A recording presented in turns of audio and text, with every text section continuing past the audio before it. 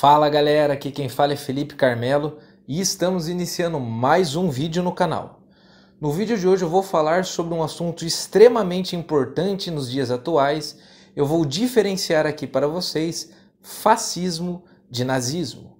E por que a importância? Na verdade, sempre foi importante entender o que foi o fascismo, o que foi o nazismo, mas nos últimos anos, dentro da política, inclusive dentro da política brasileira, esse termo, especialmente o termo fascista, ele tem aparecido muito, assim como o termo comunista. Por exemplo, eu já tenho um vídeo que eu fiz aqui ano passado, que eu diferenciei comunismo de socialismo, Então é muito importante entender o que são esses conceitos e se eles realmente são aplicados da maneira correta dentro da sociedade.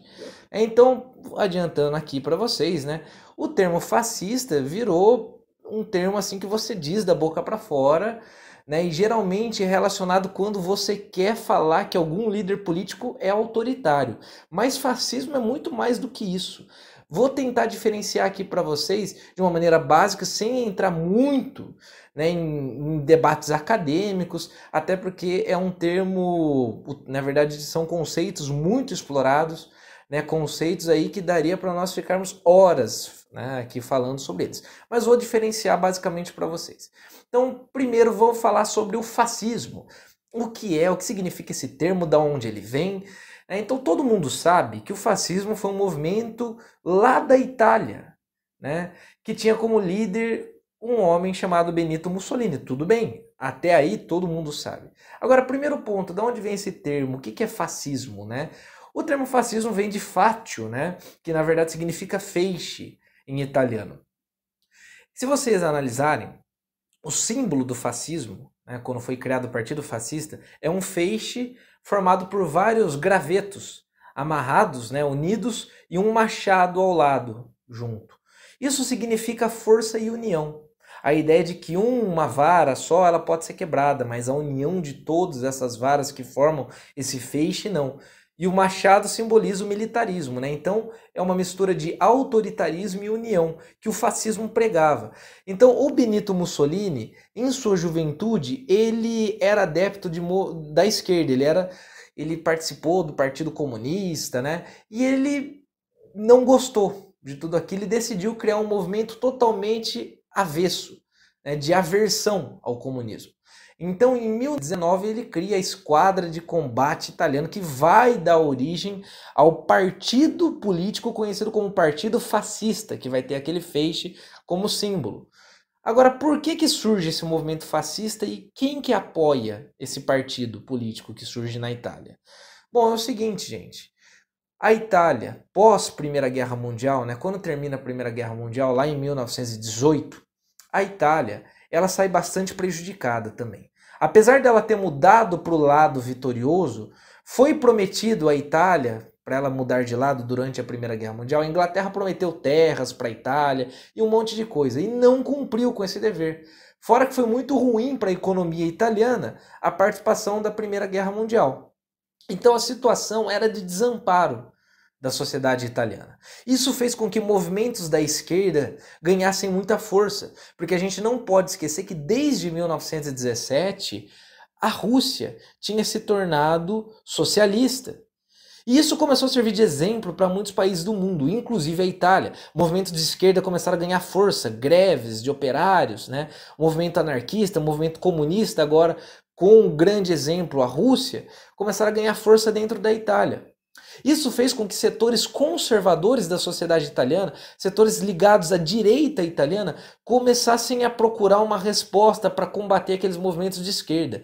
E o Benito Mussolini surgiu com essa opção, com essa oportunidade para os movimentos da direita. Não é à toa que a burguesia italiana e a Igreja Católica e a classe média vão apoiar em peso o movimento fascista contra os movimentos da esquerda. Por isso, gente, o fascismo, sim, ele é de extrema direita. Tem alguns acadêmicos que o colocam nem como direita nem como esquerda. Colocam o fascismo e o nazismo como uma terceira classificação. Mas esse não é o foco hoje. Mas se você fosse colocar entre esquerda e direita, com certeza eles estão lá na extrema direita, bem na extrema mesmo. Por que eu digo isso? Porque é um movimento que apesar de tudo, defende o capitalismo e foi apoiado por setores da direita porque tem como uma das suas bases o combate ao comunismo. Tá? Então, tanto o fascismo quanto o nazismo eles vão ter como um dos seus pilares a aversão à esquerda, o combate à esquerda. Tudo bem? Então vamos lá. Bom, então é criado o Partido Fascista, que vai ganhando cada vez mais força, e através da Marcha sobre Roma, que aconteceu em 1922, Benito Mussolini começa a entrar no poder na Itália. Primeiro ele ganha o ministério, até que depois ele vai se autoproclamar o Dulce, né, do italiano, o líder italiano a ser seguido. Quais são as bases do pensamento fascista, do movimento fascista, né, do partido fascista? Primeiro ponto, o militarismo, o uso da força. Né? O fascismo ele tem aversão à democracia. Né? Ele fala que só um Estado forte, controlador, a partir do culto a um líder, que no caso seria o Mussolini, aí, só assim a Itália poderia ser grande. Então nós temos o que? O militarismo, o autoritarismo, o nacionalismo exacerbado, daquela ideia de que a Itália e os italianos acima de tudo, o que inclusive aumenta a xenofobia, porque tem aversão ao outro, ao imigrante, ao que é de fora. Tá? Então esse também é um pilar. O romantismo também foi uma característica muito utilizada. Como assim o romantismo, né? A romantização de um passado glorioso. Então o Mussolini falava lá que ele ia resgatar, né, aquele império romano glorioso da antiguidade. Né? Ele iria recriar o Império Romano. E aí você começa a criar mitos. Né? Você começa a buscar origens, muitas vezes que nem existem, como vai ser o caso da raça ariana no nazismo, que eu vou explicar já já para vocês. Então ele começa a engrandecer demais a Itália. Olha, os italianos são os melhores, são os descendentes do Império Romano, devem governar o mundo. Então começa com esse tipo de discurso. Então toda essa romantização. E o fascismo ele tem uma característica também, que por isso que muita gente fala, né, que é de esquerda e tudo mais, mas que não tem nada a ver, que inclusive influenciou o Brasil durante a ditadura do Estado Novo do Vargas, que foi a ideia de ser um capitalismo, mas ser um capitalismo mais igualitário. Então vai ter um apelo para os trabalhadores, mas trabalhador não pode fazer greve não, é proibido. Né? Cabe a ele, ao Estado, representado por Mussolini, mediar os conflitos e ceder direito para os trabalhadores. Isso ficou conhecido como corporativismo, que o Vargas colocou no Brasil também. Tá? Então, a gente pode falar que o fascismo ele é antiliberal, tá? Ele é antiliberal, antidemocrático, anticomunista, tudo bem? Apela a um passado glorioso, seu discurso se baseia na violência, eliminar os adversários, tá? Não tem diálogo com os adversários, você tem que eliminar, e o culto a um líder, a personalidade, no caso, ao Mussolini. Então essas são as bases principais do pensamento fascista. E o nazismo tem essas características? Também tem. Só que o nazismo ele tem outras especificidades, como por exemplo a ideia da raça ariana criada por Hitler, um mito criado por ele, que segundo Hitler, né, os povos germânicos, como ele chamava de germânicos, seriam descendentes da tribo dos árias, né, um povo germânico que viveu no passado, um povo guerreiro, né, que o Hitler colocava como superior. A gente não pode esquecer que desde o século XIX e o século XX também, as teorias raciais eram muito fortes na Europa. Então essa ideia, né, do homem europeu, branco, superior, não é algo novo, não é algo criado pelo Hitler. O Hitler ele modificou isso, criou essa ideia da raça ariana. Né? Mas as ideias de raça, por exemplo, de preconceito contra os judeus, que é o antissemitismo, isso não foi criado por Hitler. Isso já existia na Europa desde o século XIX. Tá? O Hitler transformou isso numa política de Estado. Tá? E tanto o nazismo quanto o fascismo, eles são totalitarismos. O que é isso? O Estado é total. Como o próprio Mussolini falava, nada contra o Estado, nada fora do Estado, né? Tudo dentro do Estado. E quem representava o Estado? Ele, Mussolini. E no caso da Alemanha, o Hitler. E a Alemanha teve um caso ainda mais curioso, né? Porque a Alemanha foi a grande humilhada após a Primeira Guerra Mundial. Então, depois da assinatura do Tratado de Versalhes, nós sabemos que nem tudo ficou resolvido. Muito pelo contrário, os alemães ficaram com orgulho ferido. após a assinatura do Tratado de Versalhes, onde eles foram literalmente humilhados pelas potências vencedoras, principalmente França e Inglaterra. Então o sentimento de revanchismo foi crescendo dentro da Alemanha. E o Hitler representava todo esse revanchismo. Tanto é que o Hitler, ele, além de pregar uma Alemanha forte e grande, ele vai começar a fazer tudo o contrário que o Tratado de Versalhes propunha. Quando ele chega ao poder, o Partido Nazista, né, que é o Partido Nacional dos Trabalhadores, Partido Nacional Socialista dos Trabalhadores Alemães, que de socialismo em termos marxistas não tem nada, né, chega ao poder, ele começa a ganhar muita força, porque ele começa a fazer tudo o contrário que o Tratado de Versalhes propunha. Inclusive, isso é uma questão muito curiosa, né? Porque o próprio Hitler escreve lá no livro que ele escreveu durante a prisão, Mein Kampf, né? Minha Luta, que ele fala, ó, não pode ser confundido com o marxismo. O Hitler falava que os marxistas roubaram o termo socialista, porque o Hitler ele tinha aversão a tudo que representasse a esquerda e as ideias de Karl Marx, porque o Marx, a gente não pode esquecer, que tinha, né, descendência judaica. Então o Hitler chamava o marxismo de doença judaica, tá? Então o Hitler, quando ele coloca nacional-socialismo, não é o socialismo dos marxistas. Tá? Muito pelo contrário. É um socialismo que ele falava que ele iria recriar, retomar o termo socialista dos marxistas, retomar da esquerda. O socialismo seria, o nacional-socialismo seria sim um capitalismo mais igualitário, onde ele defende a propriedade privada, ao contrário do socialismo marxista, tá?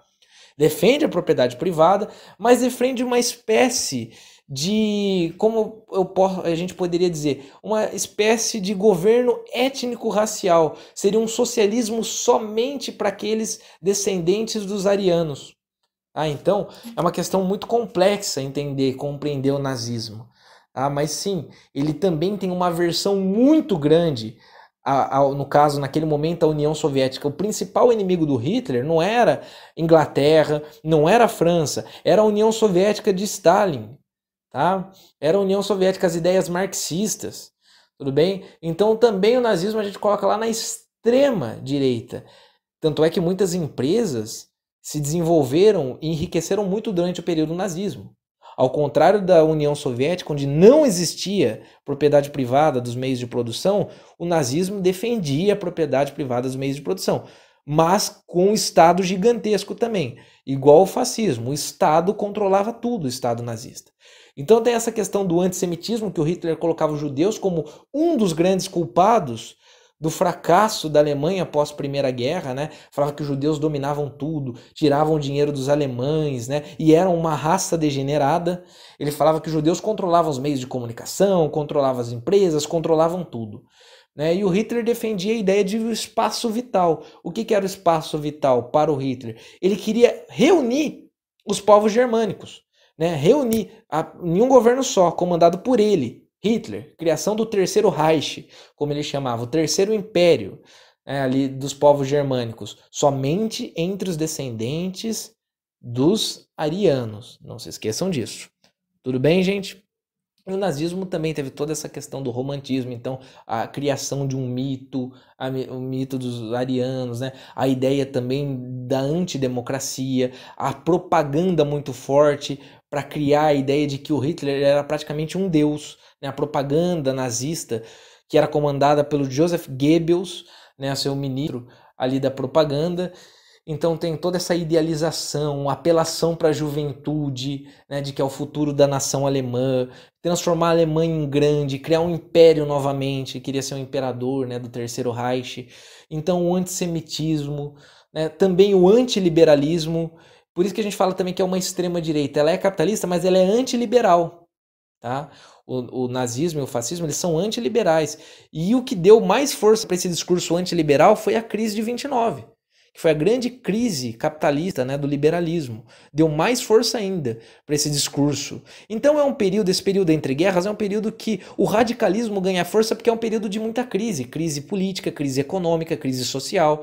E esse radicalismo ganha força. E um período de grande aversão à União Soviética, onde os setores conservadores da sociedade começaram a ficar com medo do que estava acontecendo na Rússia e queriam evitar que isso acontecesse em seus países também. Tá? Então, gente, eu espero que eu tenha explicado bem para vocês, que vocês tenham entendido as diferenças básicas entre nazismo e fascismo, por que eles são colocados como extrema direita, né, e jamais podem ser colocados como uma esquerda, né? Qualquer dúvida, deixa aí no comentário. Se você gostou do vídeo, deixa um like aqui embaixo que me ajuda bastante. Um forte abraço e até a próxima.